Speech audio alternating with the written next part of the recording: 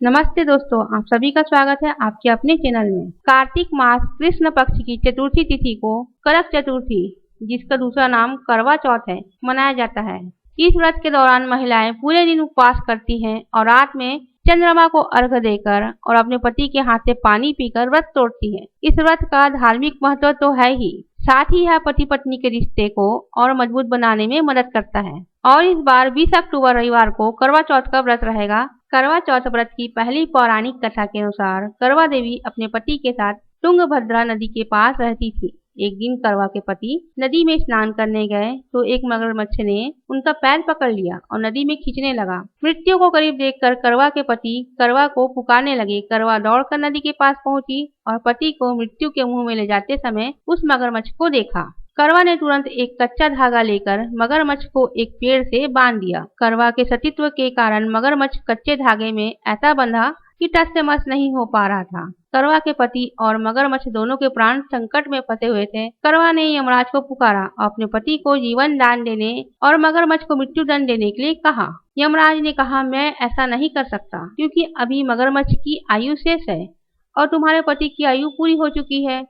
तब क्रोधित होकर करवा ने यमराज जी से कहा कि अगर आपने ऐसा नहीं किया तो मैं आपको श्राप दे दूंगी। सती के श्राप से भयभीत होकर यमराज ने तुरंत मगरमच्छ को यमलोक भेज दिया और करवा के पति को जीवन दान दे दिया। इसलिए करवा चौथ के व्रत में सुहागिन महिलाएं करवा माता से प्रार्थना करती हैं कि हे करवा माता, जैसे आपने अपने पति को मृत्यु के मुंह से वापस निकाल लिया, वैसे ही मेरे सुहाग की भी रक्षा करना।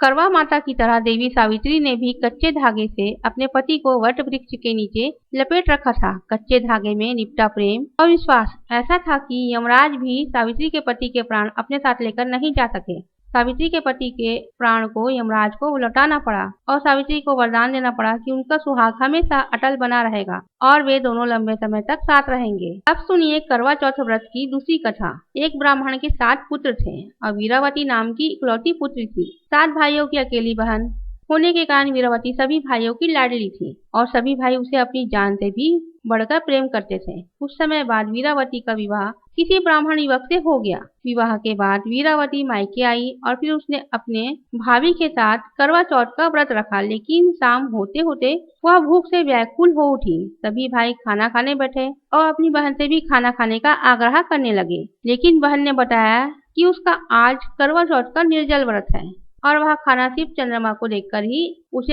अर्घ देकर ही खा सकती है। लेकिन चंद्रमा अभी तक निकला ही नहीं था, इसलिए वह भूख प्यास से व्याकुल हो उठी। वीरावती की ऐसी हालत उसके भाइयों से देखी नहीं गई और फिर एक भाई ने पीपल के पेड़ पर एक दीपक जलाकर चलने की ओट में रख दिया। दूर से देखने पर वह ऐसा लगा मानो चांद निकल आया हो। फिर एक भाई ने आकर वीरावती को कहा, बहन चांद निकल आया है, तुम चांद को अर्घ देने के बाद भोजन कर सकती हो। बहन खुशी के मारे सीढ़ियों पर चढ़कर चांद को देखने लगी और चांद को अर्घ देकर भोजन करने बैठ गई। उसने जैसे ही पहला टुकड़ा मुंह में डाला तो उसे छींक आ गई। दूसरा टुकड़ा मुंह में डाला तो उसमें बाल निकल आया।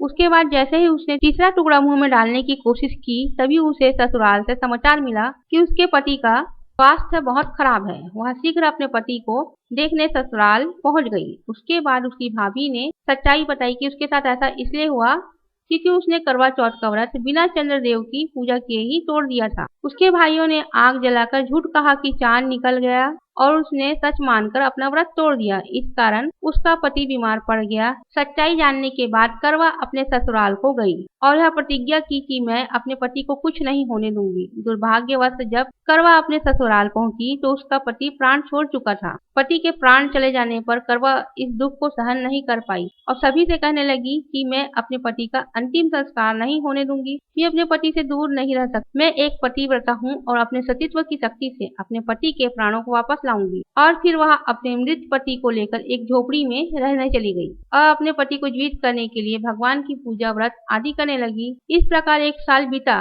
फिर करवा चौथ का व्रत आने पर उसने विधि विधान से निर्जल और निराहार रहकर करवा चौथ का व्रत रखा। चौथ माता की गणेश भगवान की पूजा की। रात को चंद्र देवता को अर्घ देकर व्रत का समापन किया। व्रत का समापन होते ही उसका पति जय गणेश जय गौरी जय गणेश जय गौरी कहता हुआ पुनर्जीवित हो गया। इस प्रकार करवा चौथ व्रत के पुण्य प्रभाव से वीरावती का पति उसे वापस मिल गया और तब वीरावती ने चौथ माता से प्रार्थना की कि हे माँ, जिस प्रकार आज आपने इस वीरावती को सुहागन बनाया और सदा सुहागन होने का आशीर्वाद दिया, ठीक उसी प्रकार हे माता, हे गणपति भगवान, सभी स्त्रियों को सुहागन रहने का आशीर्वाद देना। तो दोस्तों, ये थी करवा चौथ की कहानी। उम्मीद है आज की यह वीडियो आपको पसंद आई होगी।